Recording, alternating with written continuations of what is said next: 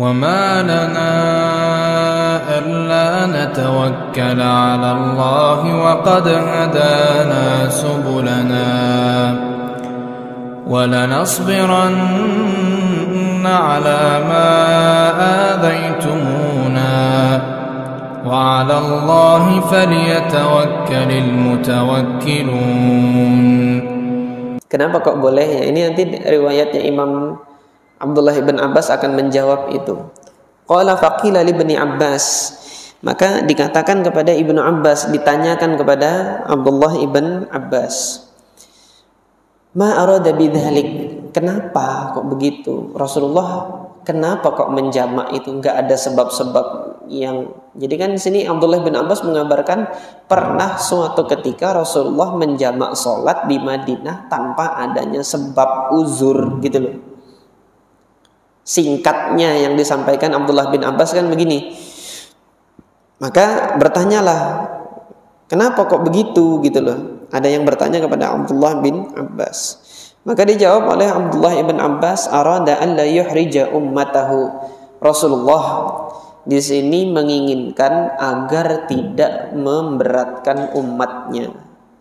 Nah, maka berdasarkan jawabannya Abdullah ibn Abbas ini, Al-Imam Muhammad ibn Sirin, salah seorang tabi'in di Madinah, beliau memfatwakan tidak mengapa seseorang muslim itu sesekali untuk menjamak sholatnya meskipun dalam keadaan hadir. Meskipun dalam keadaan hadir, meskipun tidak dalam keadaan safar, asalkan apa, dia tidak menjadikan jamak sholat ini sebagai kebiasaan. Karena yang harus dibiasakan adalah sholat pada waktunya. Innas salata kanat 'alal mu'minina kitaban mawquta. Allah sudah jelaskan di dalam Al-Quran ada waktu-waktu yang sudah dijadikan tersendiri bagi sholat, maka itulah yang harusnya kita taati. Namun dalam sekali waktu yang demikian ini pernah dilakukan oleh Nabi Muhammad SAW untuk agar apa?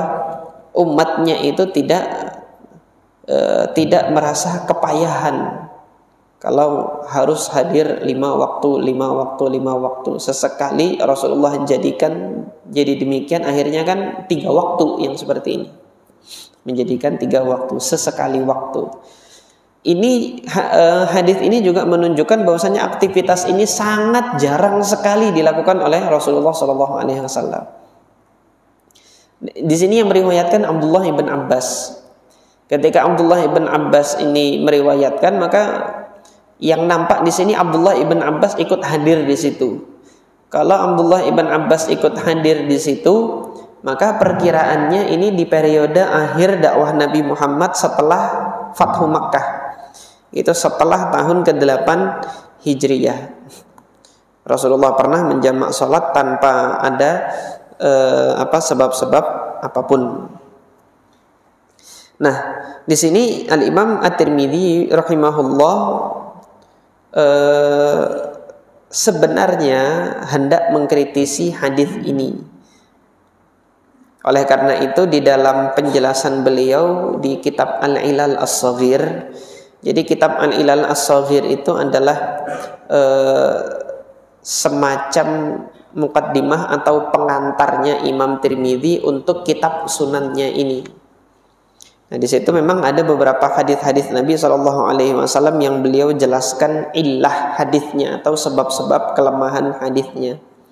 Nah, di situ beliau menyatakan semua hadis-hadis yang saya riwayatkan di dalam kitab sunan ini, gitu kan, kata beliau, ada ulama-ulama yang mengamalkannya kecuali 2 hadis.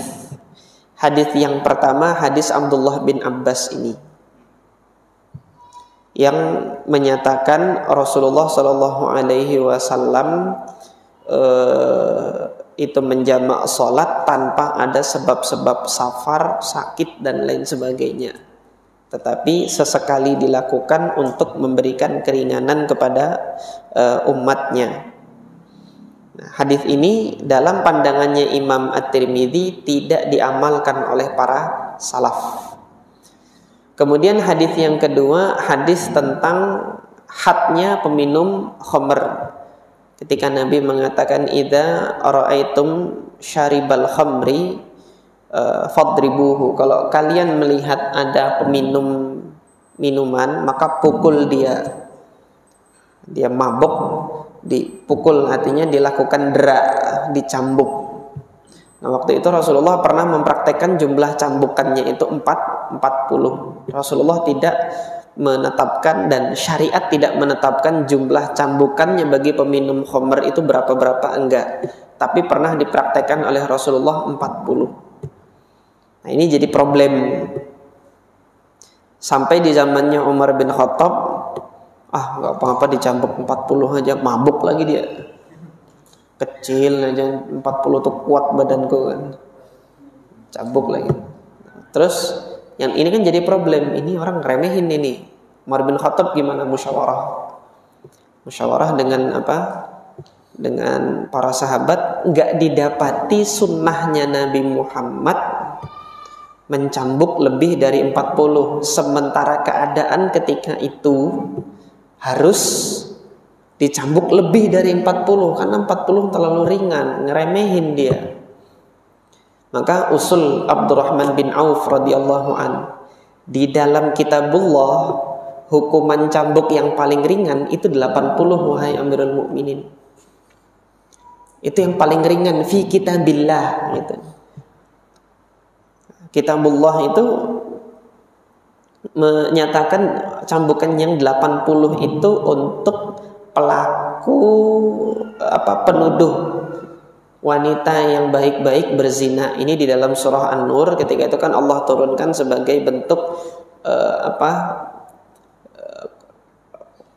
bukan konfirmasi gitu. Jadi bentuk penegasan tazkiyah dari Allah bahwasanya Ibunda Aisyah itu tidak berzina dan lepas dari tuduhan, terbebas dari tuduhan orang-orang munafik di Madinah. Maka yang diberi hukuman penyebar beritanya itu dicambuk 80. Diperintahkan oleh Allah untuk cambuk 80. Nah, ini fikihnya Abdurrahman bin Auf demikian. Kita mau cari contoh dari Nabi nggak ada. Seharusnya kan kita merujuk itu kepada kitabullah dulu gitu loh. Nah, di situ diingatkan oleh Abdurrahman bin Auf, di kitabullah demikian. Ya sudah, ambil yang kitabullah gitu. Ini sebagian teman-teman nggak ada sunnahnya sudah bid'ah, tapi nggak ngelihat fi kitabillah gitu. Nggak ngelihat Qur'annya dulu. Shadaqallahul azim. Bid'ah itu nggak boleh baca Qur'an pakai shadaqallahul azim. Buka kalam Allah di surah Ali Imran. Kok di surah Ali Imran? Di surah apa ini? Kalam Allah. Qul sadaqallah fattabi'u millata Ibrahim hanifa. Allah yang perintahkan qul sadaqallah. Katakanlah wahai Muhammad, sadaqallah. Allah Subhanahu wa taala Maha benar gitu.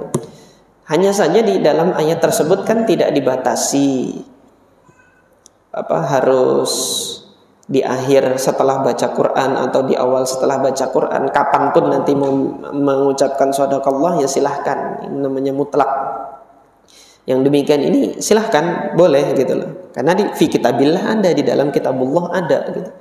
Nah, sebagaimana tadi Abdurrahman bin Auf demikian. Nah, hadis yang kedua ini tadi kata Rasulullah, yang kata Imam Tirmidzi tidak diamalkan tadi, kalau dia mengulang lagi, minum lagi, faqtulu, bunuh kata Nabi. Itu hadisnya ada, Rasulullah pernah demikian. Pernah berbicara seperti itu, tetapi hadis tersebut mansukh. Mansukhnya dengan apa? Ijma' kaum muslimin. Berkali-kali. Kalau itu ijma' ya, kalau hadis itu masih berlaku hukumnya, Umar bin Khattab nggak usah musyawarah lagi tadi, bunuh aja gitu kan. Tapi ini beliau musyawarah gitu. Beliau musyawarah. Nah, oleh karena itu hal ini menunjukkan bahwasanya hadis yang tadi itu tidak diamalkan. Memang Rasulullah pernah menyampaikan dan tidak diamalkan karena apa? Mansukh. Hukumnya itu sudah teranulir. tidak diberlakukan lagi di dalam syariat Islam. Nah, dua hadis yang dinyatakan oleh Imam At-Tirmidzi tidak berlaku lagi ini, yang ini benar, yang tentang peminum khamr benar. Tetapi yang tentang sholat jamak ini tadi tanpa ada sebab, ini yang kemudian diluruskan oleh Al-Imam An-Nawawi. Di dalam syarah Sahih Muslim, Al-Imam An-Nawawi rahimahullah meluruskan bahwasanya ada salafnya yang menerapkan hadis ini, melakukan hadis ini, yang memfatwakan sesuai dengan fatwanya hadis ini, yaitu Al-Imam Muhammad ibn Sirin rahimahullah, salah seorang faqihnya Basrah. Sebelumnya kan di Madinah beliau menuntut ilmu, baru kemudian beliau ke Basrah. Mungkin ini sudah isya. Insyaallah kita lanjutkan pekan yang akan datang untuk permasalahan menjamak sholat tanpa safar. Yang sudah safar kan kemarinnya, ini yang di luar safar menjamak sholat selain uzur safar apa saja, apakah sakit juga, apakah apalagi ini tadi khauf, kemudian hujan. Ini insyaallah pada pertemuan yang akan datang kita akan mempelajarinya. Subhanakallahumma rabbana wa bihamdika asyhadu an la ilaha illa anta astaghfiruka wa atubu ilaik. Assalamualaikum warahmatullahi wabarakatuh.